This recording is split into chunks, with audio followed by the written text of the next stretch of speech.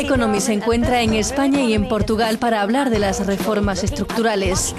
¿La paciencia y la perseverancia son suficientes a la hora de esperar los resultados? En nuestro programa iremos a Portugal para ver por qué no es tan fácil aplicar las reformas estructurales. Le preguntaremos a Gail Allard de la IE Business School qué está fallando a la hora de ponerlas en marcha. Y para responder a todos aquellos que se preguntan si están dando resultados, les pondremos un ejemplo que nos afecta. Luego nos centraremos en la reforma laboral en España. La prensa habla de ello y afecta a nuestras vidas a diario. Pero ¿sabemos realmente lo que son las reformas estructurales? Hagamos un pequeño sondeo. ¿Sabéis lo que son las reformas estructurales? No, no lo sé. Vale, 2 de 3. Lo explicamos con este gráfico.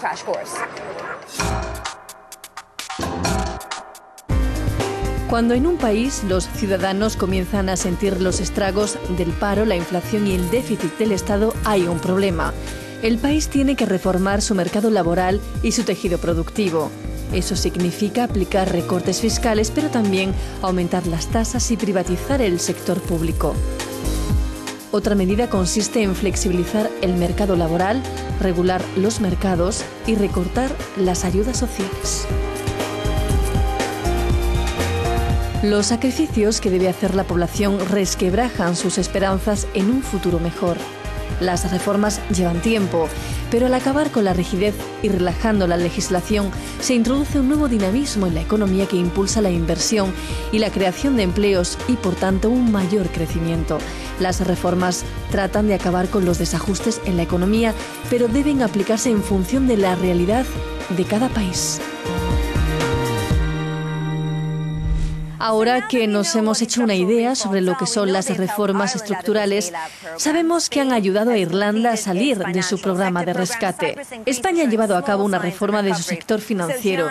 Chipre y Grecia muestran los primeros signos de recuperación. Giovanni Maggi analiza las consecuencias de la reforma fiscal y del sector público en Portugal.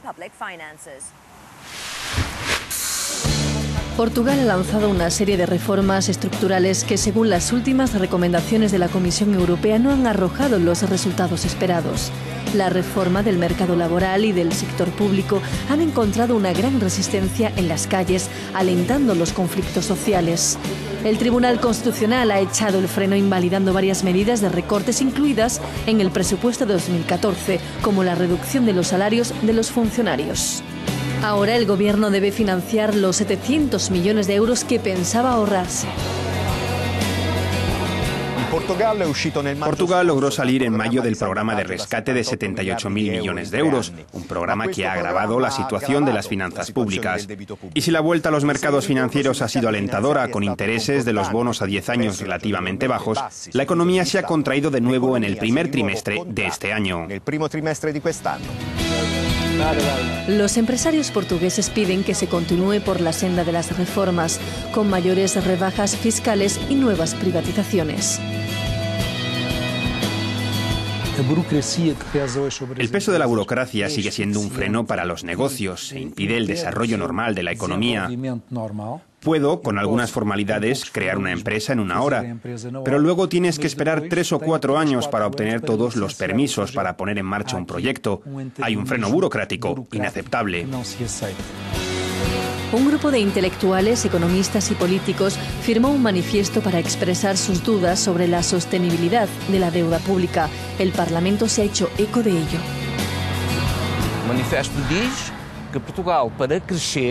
El manifiesto dice que Portugal, para crecer, porque sin crecimiento no se va a resolver nada, es necesario reducir los intereses de la deuda.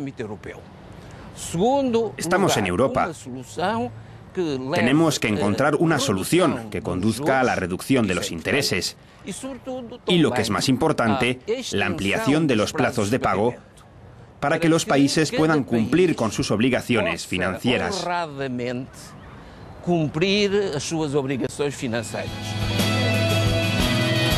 Otro ámbito por el que Portugal y otros países europeos apuestan para recuperar el crecimiento es la competitividad de su sector productivo y de servicios.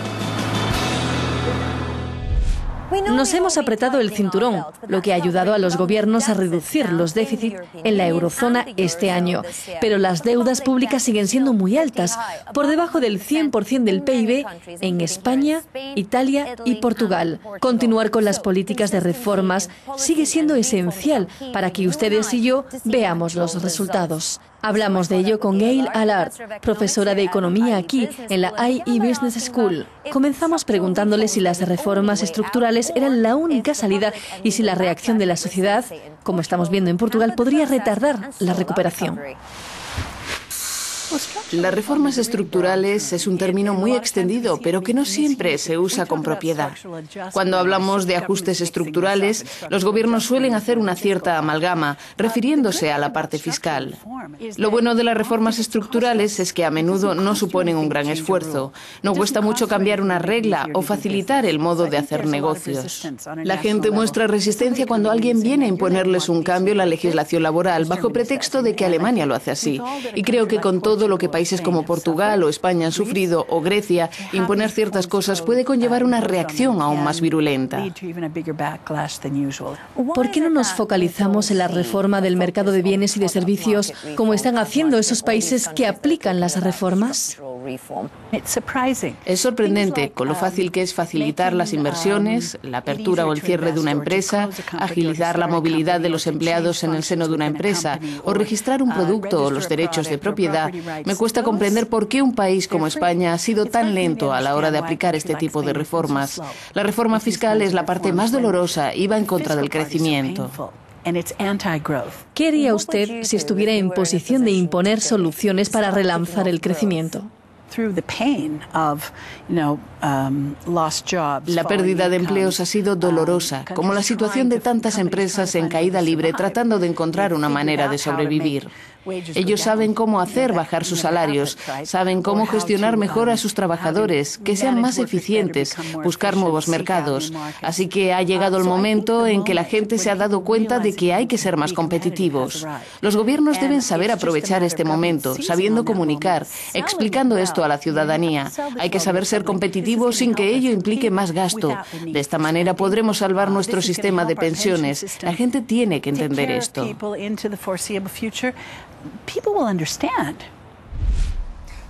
El panorama en España es así. El país salió de la recesión el año pasado. El paro aún es muy alto, pero al menos estable, y se espera reducir el déficit excesivo en 2016. El marco macroeconómico mejora, pero la realidad en el terreno deja mucho que desear. La falta de mejoras en el mercado laboral se traduce en un aumento de la pobreza y la exclusión social. Mónica Pina nos trae un caso que ha llamado nuestra atención. La zona industrial de Fuenlabrada fue considerada el motor económico de Madrid. Hoy ilustra la crisis económica española. Muchas fábricas tuvieron que cerrar, aunque Francisco Sánchez no pierde la esperanza. Hola, buenos días, que mira, vine a dejar un currículum. ¿No? Vale, gracias. Tras 40 años como carpintero, Paco se quedó sin trabajo en 2010. Pues antes venía casi todos los días. Ahora vengo 2 veces al mes, porque claro, mi situación ya tampoco me lo permite. A partir de 2010 pues ya he tenido contratos basura, porque ya son 2 contratos de 15 días, de un mes y cosas por el estilo. A España le han reconocido el mérito de haber iniciado las reformas y de convertirse en un ejemplo para otros países de la eurozona que también deben combatir un déficit insostenible. Sin embargo, las reformas laborales han sido muy controvertidas. Desde su adopción hace 2 años, el número de personas sin trabajo ha aumentado, incluso ha superado el récord de 6 millones de personas en 2013. Ahora disminuye. El paro era de 5,4 millones en enero de 2012, un mes antes de la reforma laboral. Subió a 6,1 millones en abril de 2013 para situarse en los 5,7 millones actuales.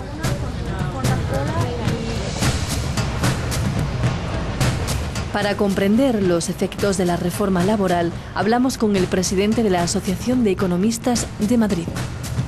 Nos estamos beneficiando, habiendo destruido mucho menos empleo de lo que hubiéramos destruido, mejorando nuestra competitividad a través de la devaluación precios-salarios, que antes la ley no te permitía ajustarse a la baja los salarios. Estamos exportando y estamos desde abril creando empleo neto. Por tanto, las reformas estructurales a corto plazo ya están generando beneficios para el conjunto de la sociedad. Entender los beneficios de estas reformas para alguien como Paco resulta difícil. Su hijo se encuentra en paro y su mujer perdió su trabajo hace año y medio. La reforma laboral ha facilitado los despidos y reducido las prestaciones por desempleo. Están despidiendo a más gente con la reforma laboral que antes y despiden a la gente más antigua y ahora a mí no me han llamado desde que llevo en el paro. Isabel está realizando un curso impartido por el Servicio Nacional de Empleo, aunque eso no garantiza encontrar trabajo.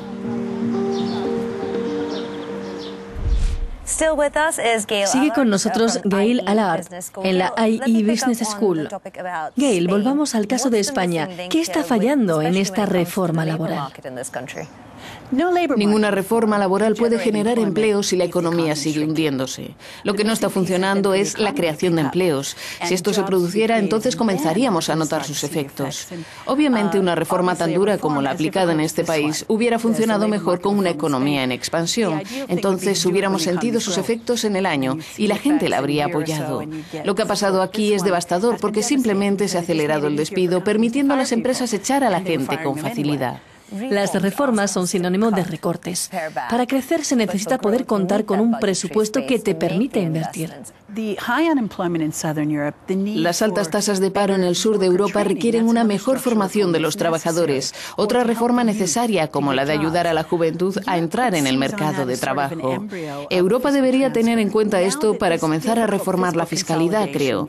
Una consolidación fiscal sobre la que se está avanzando. Una gran cantidad de países comienzan a generar superávit.